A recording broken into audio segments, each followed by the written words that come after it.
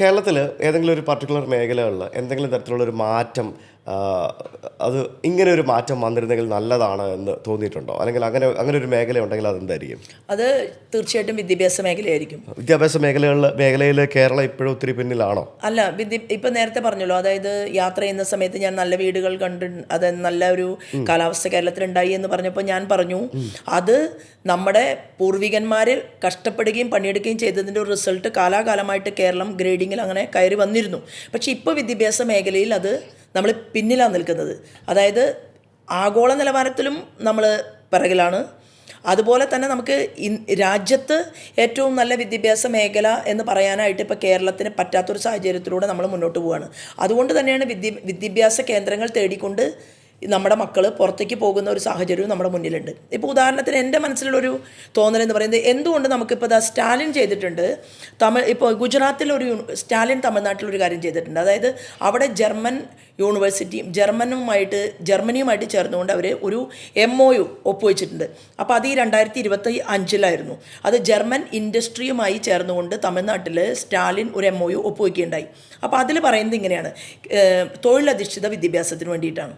അപ്പോൾ ഒരു കുട്ടി ഗ്രാജുവേഷൻ പഠിക്കുമ്പോഴോ അല്ലെങ്കിൽ ടെക്നിക്കൽ കോഴ്സ് പഠിക്കുമ്പോഴോ ആ കുട്ടി ഒരു 3 ദിവസം ക്ലാസ്സിലിരിക്കുകയും 2 ദിവസം ആ കുട്ടി തൊഴിലധിഷ്ഠിത കോഴ്സ് പഠിക്കുകയും ചെയ്യുക. അപ്പോൾ ആ കുട്ടി വിദ്യാഭ്യാസം കഴിഞ്ഞ് പുറത്ത് വരുന്ന സമയത്ത് വളരെ എക്സ്പെർട്ടൈസ് ആയിട്ടുള്ള ഒരാളായിട്ട് മാറുക എന്നുള്ളതാണ്. അതിപ്പോൾ അവരവിടെ തുടങ്ങിയിട്ടുണ്ട്. ഗതിശക്തി യൂണിവേഴ്സിറ്റി എന്ന് പറഞ്ഞിട്ട് ഗുജറാത്തിലൊരു യൂണിവേഴ്സിറ്റി ആരംഭിച്ചിട്ടുണ്ട്. അപ്പോൾ അതിൽ ടാറ്റയുമായി ചേർന്നിട്ട് ആ യൂണിവേഴ്സിറ്റി കരിക്കുലം തയ്യാറാക്കും. അപ്പോൾ അവിടെ തന്നെ ടാറ്റയുടെ ഫാക്ടറി പ്രവർത്തിക്കുകയാണ്. അപ്പോൾ അതെങ്ങനെയാണെന്ന് വെച്ചാൽ അവിടെ ട്രെയിനിങ് പ്രോഗ്രാം കൊടുക്കും.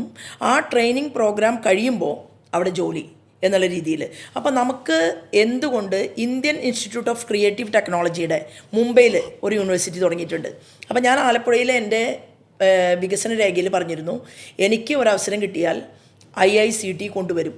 അപ്പോൾ എന്താണെങ്കിൽ അത് ക്രിയേറ്റീവ് സ്ഥാപനമായിട്ട് നമ്മുടെ കുട്ടികൾക്ക് അതിൽ സ്പെസിഫൈ ചെയ്ത് പറയുന്നുണ്ട് അവർ. അതായത് ഈ മഹാരാഷ്ട്രയിലെ മുംബൈയിലെ ഇൻസ്റ്റിറ്റ്യൂട്ടിൽ അവർ പ്രത്യേകം ഫോക്കസ് ചെയ്യുന്നത് technology, 2 animation, 3 gaming, video editing, ഇങ്ങനെ ക്രിയേറ്റിവിറ്റി ഉള്ള ആളുകളെ പ്രത്യേക തലത്തിലേക്ക് വളർത്തിക്കൊണ്ടുവരാൻ വേണ്ടിയിട്ട് ആ യൂണിവേഴ്സിറ്റിക്ക് സാധിക്കുക എന്നുള്ളതാണ്. അപ്പോൾ ഇതൊക്കെ എന്താണെങ്കിൽ പഠിക്കുന്നതിൻ്റെ കൂട്ടത്തിൽ തന്നെ അവർ എക്സ്പെർട്ടൈസായിട്ട് മാറുക എന്നുള്ളതാണ്. അങ്ങനെ ഒരു സിസ്റ്റം വന്നു കഴിഞ്ഞാൽ നമുക്ക് നമ്മുടെ കുട്ടികൾ പഠിച്ച് പുറത്തിറങ്ങുമ്പോൾ എന്ത് ചെയ്യണം എന്നുള്ള ഒരു ചിന്ത അവരുടെ മനസ്സിനകത്തേക്ക് വരില്ല. ഇപ്പോൾ ഈ ദേശീയ വിദ്യാഭ്യാസ നയത്തിൻ്റെ ഭാഗമായിട്ടും മോദിജി പറഞ്ഞു വെച്ചിട്ടുള്ളത് അത് തന്നെയാണ്. 6ാം ക്ലാസ്സിൽ പഠിക്കുന്ന കുട്ടി ഇൻറ്റേൺഷിപ്പ് ചെയ്യണം എന്ന് പറയുമ്പോൾ അത് തീർച്ചയായിട്ടും അവിടെ നിന്ന് ആ കുട്ടി പടിപടിയായിട്ട് വളർന്നു വരുമ്പോൾ സ്കിൽ എന്തുമാത്രം നമ്മുടെ കുട്ടികൾക്ക് ഉണ്ടാവും എന്നുള്ളതാണ്. ഇപ്പോൾ സ്കിൽ ഡെവലപ്മെൻറ്റിനെ കുറിച്ചിട്ട് ഒരു പ്രസംഗം ഉണ്ടായിരുന്നു.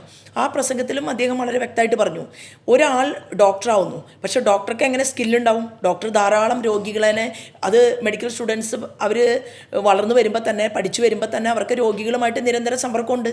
ആ ഒരു സിറ്റുവേഷൻ മറ്റു പല മേഖലകളിൽ നമുക്ക് കിട്ടുന്നില്ല. അതിനെ നമുക്ക് ഉപയോഗപ്പെടുത്തിക്കൂടെ? അപ്പം എല്ലാ രാജ്യത്തും നല്ല ബുദ്ധിമാന്മാരായിട്ടുള്ള കേരളത്തിലെ കുട്ടികൾ പോകുന്നു, അവരവിടെ അവരുടെ കഴിവിനെ മറ്റുള്ള രാജ്യക്കാർ ഉപയോഗിക്കുന്നു.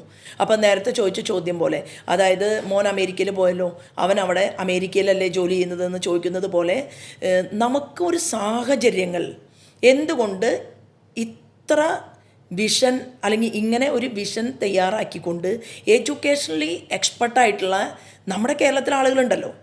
അതായത് കൃഷി എന്താണ് എന്ന് അറിയാത്ത ആൾ വിദ്യാഭ്യാസ മേഖല എന്തുമാത്രം നന്നാക്കാൻ അദ്ദേഹത്തിന് സാധിക്കും. കാരണം അദ്ദേഹത്തിൻ്റെ ഏറ്റവും വലിയ അഭിരുചി എന്ന് പറയുന്നത് അതിനകത്താണ്.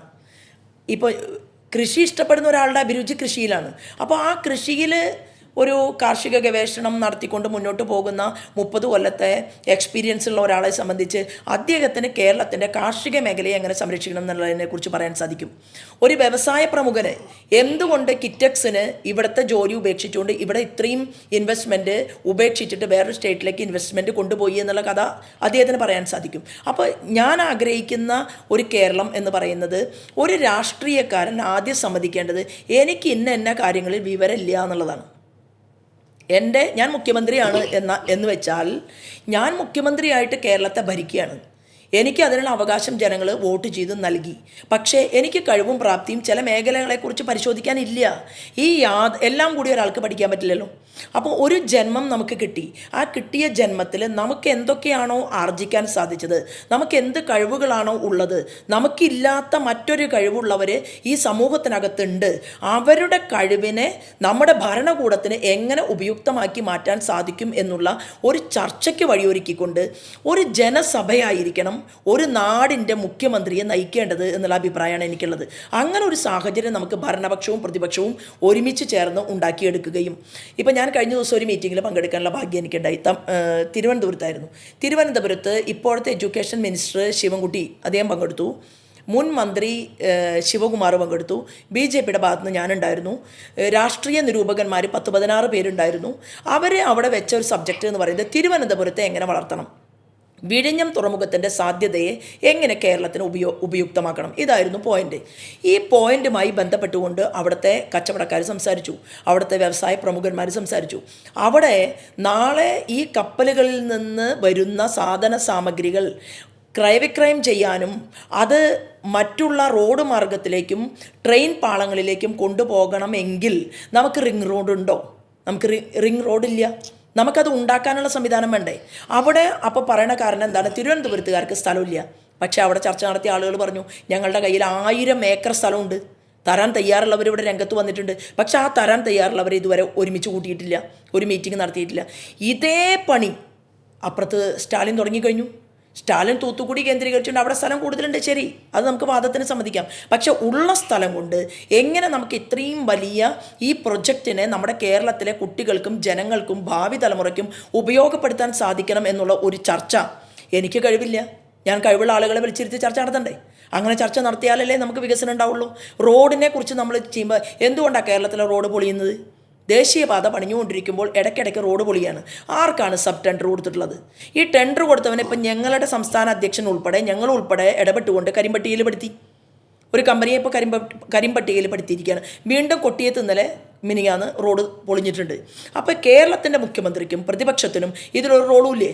നമ്മൾ നമ്മുടെ വീട് കെട്ടാൻ പോകുമ്പോൾ ഒരു സാധാരണക്കാരൻ ഒരു 900 സ്ക്വയർ ഫീറ്റിൽ ഒരു പാവപ്പെട്ടവൻ വീട് കെട്ടാൻ പോകുമ്പോൾ എത്ര തവണ ബന്ധുക്കളും അതുപോലെ തന്നെ പൈസ ഇറക്കുന്നവനും ആ വീടിൻ്റെ മുന്നിൽ പോയി നിൽക്കും. കോൺട്രാക്ടർ ശരിയായിട്ടാണോ ഇത് കെട്ടുന്നത്, ശരിക്കും ഇതിൽ മണൽ കൂട്ടുന്നുണ്ടോ അല്ലെങ്കിൽ സിമെൻറ്റ് കൂട്ടുന്നുണ്ടോ, ഇതെല്ലാം പോകാൻ വേണ്ടി നമ്മൾ എത്ര തവണ ആ വീടിൻ്റെ മുന്നിൽ പോയി നിൽക്കും. അതുപോലെ നമ്മുടെ നാട്ടിൽ പണിയുന്ന ഒരു ദേശീയപാത എങ്ങനെയാണ് ഇവർ പണിയുന്നത് എന്ന് നോക്കാൻ വേണ്ടിയിട്ട് ഉത്തരവാദിത്തപ്പെട്ട ജനങ്ങൾ ജയിപ്പിച്ച കമ്പനികൾ ഭയപ്പെടുന്ന മന്ത്രിമാർ അവരെന്തുകൊണ്ട് അവിടെ പോയി നിൽക്കണ്ടേ? അപ്പോൾ അവരവരുടെ ഡ്യൂട്ടി നിർവഹിക്കുന്നില്ല. അവർക്ക് അറിവില്ല. അതുകൊണ്ടാണല്ലോ ഇവിടെ പാലം പൊളിഞ്ഞു വീണത്. നമ്മൾ കൊച്ചിയിലൊരു പാലം പണിഞ്ഞു, ആ പാലം പൊളിഞ്ഞു.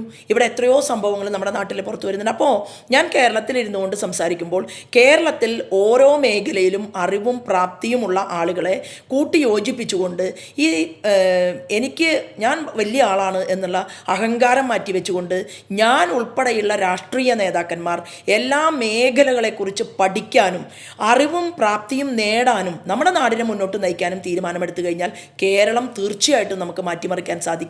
അവിടെ നല്ല നല്ല പദ്ധതികൾ വരും, അവിടെ ടൂറിസവും വരും, അവിടെ വിദ്യാഭ്യാസവും നന്നാവും, ഇവിടെ അച്ഛനമ്മമാർ ഒറ്റയ്ക്കിരിക്കുന്ന വീടുകളുടെ എണ്ണവും കുറയും എന്നുള്ള ഒരു തോന്നലാണ് എനിക്കുണ്ടായിട്ടുള്ളത്.